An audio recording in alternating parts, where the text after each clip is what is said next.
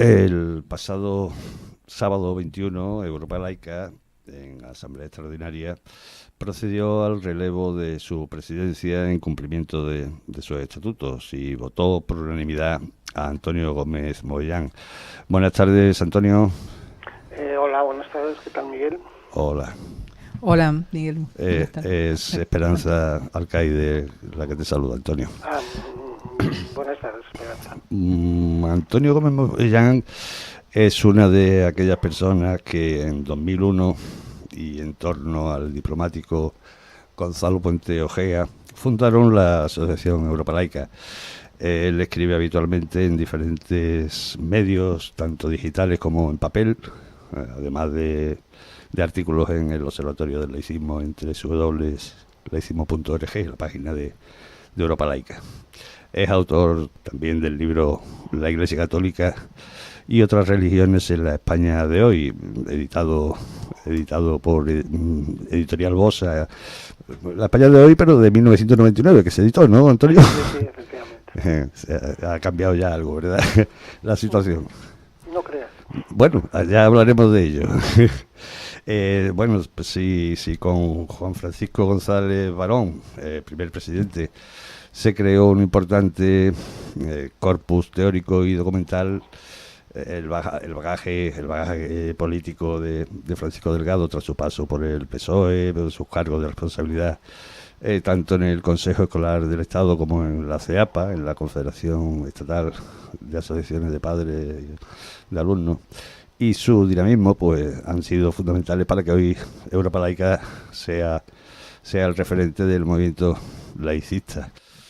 ¿Nos podría adelantar algo o todavía es pronto, Antonio, sobre lo que piensas plantear para que Europa Laica pues siga influyendo y siga creciendo en los distintos ámbitos de la sociedad, ¿no? Para a ver si alcanzamos el Estado laico ya cuanto antes? Sí, bueno, yo creo que primero hay que decir que, claro, la tenacidad que ha tenido, digamos, Francisco Delgado durante todos estos años ha sido muy importante porque, digamos, él también tenía mucha práctica de organización, venía también de fundar, yo creo que fue uno de los fundadores, o al menos de los que iniciaron la Confederación Española de Padres y Madres de Alumnos, aparte, digamos, de su experiencia política, y realmente es que a Francisco Delgado, pues, le tenemos que rendir un tributo por esta tenacidad que durante todos estos años pues ha demostrado, ¿no? Yo creo que voy a ser un presidente muy de transición, porque pasa lo mismo que muchas asociaciones civiles que como la nuestra, que es necesario incorporar a gente más joven dentro, digamos, de las directivas, dentro de la responsabilidad de dirección. Es un problema que, digamos, sufre, yo creo, una gran parte del tejido asociativo que hay en España. Digamos, ha habido una renovación de los partidos políticos, pero no tanto de lo que es las plataformas de asociaciones civiles, ¿no? Así pues, yo espero que pronto también Europa Laica pueda pasar algo similar. Yo creo que estamos viviendo un momento complicado en España, porque complicado por lo menos de cambios fuertes, es decir, hay una demanda, se vio en el 15M, de una mayor democracia, de un cuestionamiento, digamos, del periodo de la transición política. Ese cuestionamiento viene dado por personas, curiosamente, jóvenes, ¿no? Entonces,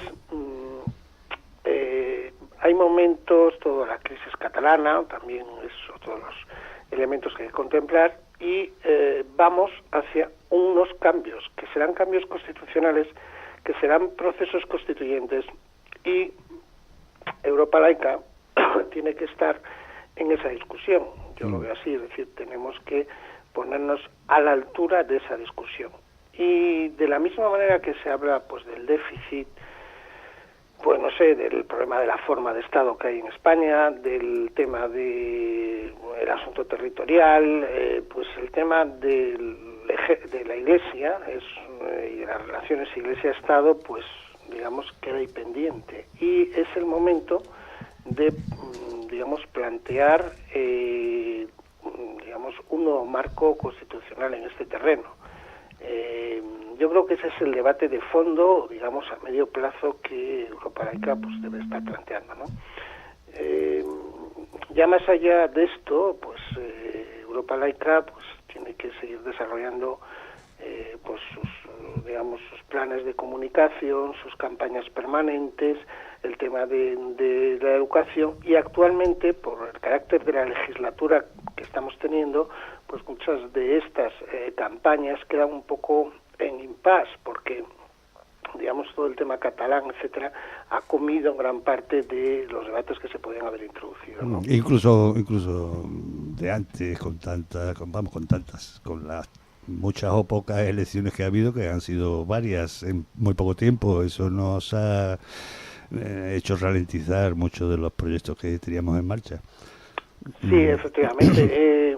De todas formas, yo creo que al mismo tiempo que vivimos una estrategia a medio plazo desde el punto de vista político de demandas de reformas, y cuidado que también puede haber, digamos, retrocesos, porque estamos viendo que, por ejemplo, el problema catalán, digamos, también ha traído consigo un revival, vamos a decirlo así, de tipo autoritario. Entonces, de la misma manera que hay elementos, digamos, o demandas que parecen entender que es hacia una transformación de nuestro marco constitucional, también pueden suceder acontecimientos que den marcha para atrás, ¿no? Entonces, yo creo que en ese es el debate, ¿no?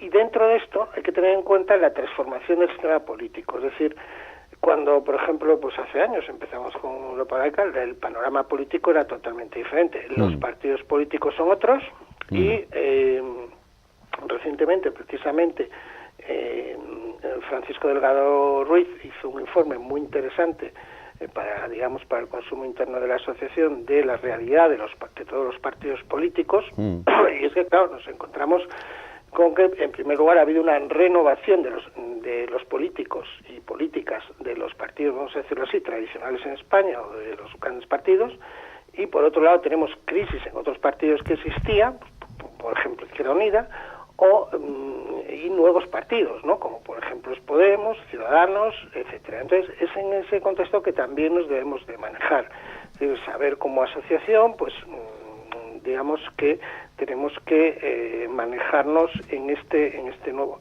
e introducir dentro de estos partidos el debate del laicismo y de las relaciones Iglesia-Estado como elemento importante de la discusión de estos partidos. Es, yo creo que también una tarea que venimos haciendo, pero que tenemos que seguir lógicamente haciendo y darnos cuenta que los cuadros políticos de los partidos, en el interior de los partidos, pues también han cambiado, y por tanto pues tenemos que, digamos, adaptarnos a esta realidad del nuevo sistema político, ¿no?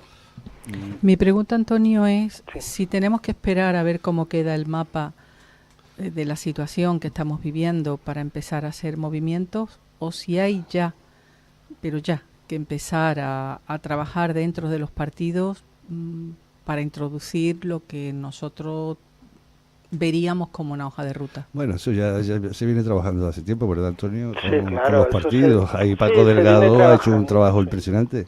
Claro, realmente, por supuesto, se viene trabajando hace mucho tiempo, y como asociación, pues lógicamente nosotros debemos aspirar a tener más activistas, pues llamémoslo así, en pues más sitios, o sin ánimo de proselitismo, porque nosotros desde luego proselitismo no hacemos, ¿no? Pero en el sentido de ampliar nuestra asociación a ámbitos, digamos, del activismo a nivel local, porque claro, muchos de los vicios, en el sentido, por ejemplo, de lo que es la simbología, vamos a decirlo, por ejemplo, católica en los ayuntamientos, en las comunidades, en fin, la nueva clase política pues ha caído en los mismos vicios. Entonces, no me he debido explicar. Mi pregunta es que, dado que se han ido relegando cosas tan tremendas como han sido los fuegos en Galicia, pues el tema de la laicidad ha quedado muy por detrás, de alguna manera, yo así lo veo, vamos. Y por eso preguntaba si una vez que se resitúe el mapa actual, vemos cómo recolocarnos. Claro, yo creo que hay que seguir con las campañas esenciales y los temas esenciales, porque para nosotros, pues evidentemente la educación, el tema de la simbología, el tema, digamos, todo el tema de libertad de expresión, la lucha contra la censura, o sea, son elementos permanentes. Entonces, por ejemplo, que ha paralizado todo el momento político, desde luego, porque ahí tenemos la campaña que estamos haciendo sobre el tema de la derogación de los acuerdos con la Santa Sede educativos, sí. Que, pues sí, hemos conseguido que haya grupos políticos que lo hayan firmado para una proposición no de ley, pero no sabemos realmente, pues al final, qué va a pasar, ¿no? Pero es verdad que está todo un poco ralentizado, ¿no? Y incluso hemos visto cómo en comunidades donde el gobierno se está planteando temas de laicismo, por ejemplo el caso del gobierno valenciano, que ha tenido dos actuaciones muy importantes, que una ha sido, digamos, el recorte de unidades concertadas en algunos colegios, y otro ha sido el tema de las madres capuchinas, donde, digamos, el tema de la tutela de menores, donde cerró una residencia con carácter, digamos, cautelar.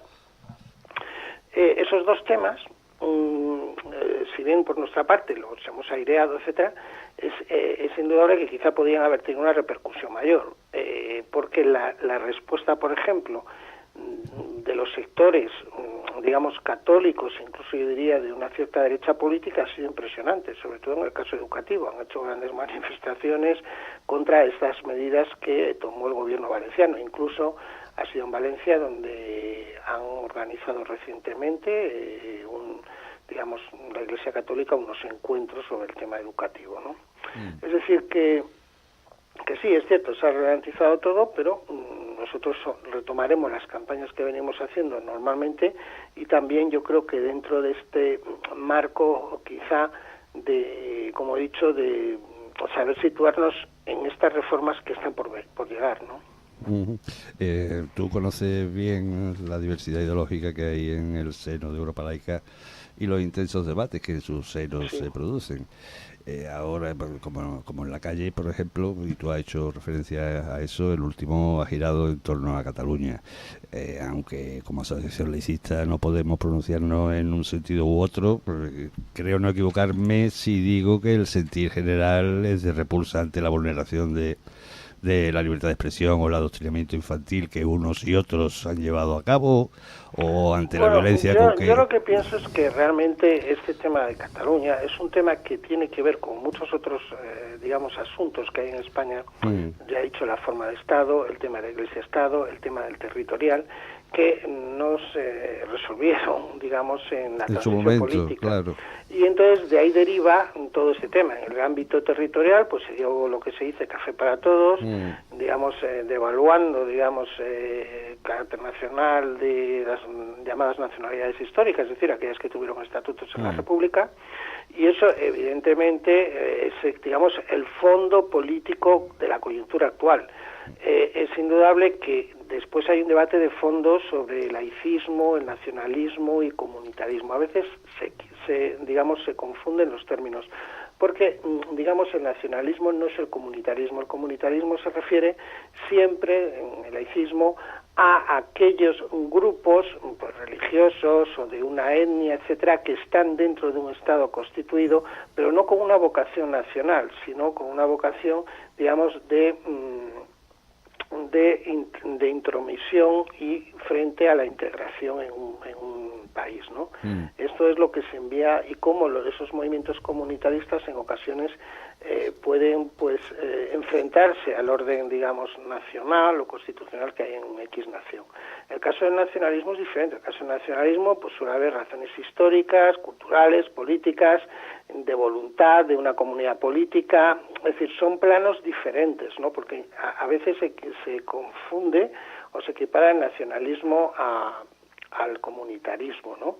Y en realidad, pues es diferente, ¿no? Pues el comunitarismo es el refugiarse en por ejemplo, pues muchos sectores de la emigración en Europa, pues se han refugiado en valores religiosos, ¿no? Digamos, frente, pues, a las sociedades en las que están. En el caso del nacionalismo, pues hay muchas razones. Hay que ver cada nación en concreto cuál es el origen del asunto, ¿no? Pero son diferentes temas. Yo creo que nosotros, o sea, pues habría que ver, por ejemplo, en el tema catalán, si supongamos que esto de la República Catalana avanza, pues indudablemente eso va a quebrar mucho el sistema político en España. Pero aparte de todo, bueno, pues habría que ver, cómo sería esa República Catalana, porque, por ejemplo, yo recuerdo cuando el Estatuto de Cataluña, el anterior al haber sido recortado, es decir, que salió del Parlamento catalán antes de ser recortado por el Tribunal Constitucional. 2006. Sí, pues fue un estatuto, yo incluso hice un análisis de él en su momento, era que nada laico. O sea, por ejemplo, pues planteaba el tema de los conciertos educativos, había un tono totalmente conservador, porque hablaba cada 2 por 3 de la familia, en este sentido conservador católico. Es decir, tenía, por ejemplo, un reconocimiento especial a las comunidades religiosas. Digamos que, bueno, sería un debate ya del... Sí, eso es para hablarlo, claro. que tendremos que tener una conversación más larga en un próximo Sintonía Laica o algo así. No te hemos dado la enhorabuena porque no sé si es darte la enhorabuena o no sé, porque es un trabajo que se te impone... que se te impone, que se te viene encima, digamos, ¿no? Sí, pero bueno. Yo para mí es un orgullo, lo digo de verdad, porque es un orgullo. Algunos compañeros y compañeras, pues, visto que realmente nadie se atrevía a coger esto, pensaron en mí como una figura también un poco de transición hacia quizá esto que he hablado yo, de introducir gente más joven. Pero bueno, para mí, personalmente, yo nunca pensé esto, pero para mí es un orgullo, representar un poco nominalmente a la asociación. Ahora lo tomo con mucho cariño y es una pena que no tenga más tiempo. El tiempo que tenga, desde luego intentaré. De todas maneras, internamente dentro de la asociación lo que se ha concebido es crear una especie de comisión permanente donde de alguna forma las tareas, de presidencias sean un poco colegiadas por parte de este grupo que se ha creado, ¿no? Un grupo de una comisión permanente. Aquí tenemos que dejarlo, Antonio, que ya no estamos comiendo el tiempo de Manolo. Bueno. Lo dicho, quedamos emplazados, próximamente, ya hablamos. Un abrazo. Muchas gracias a los dos. Gracias a ti, Antonio. Adiós.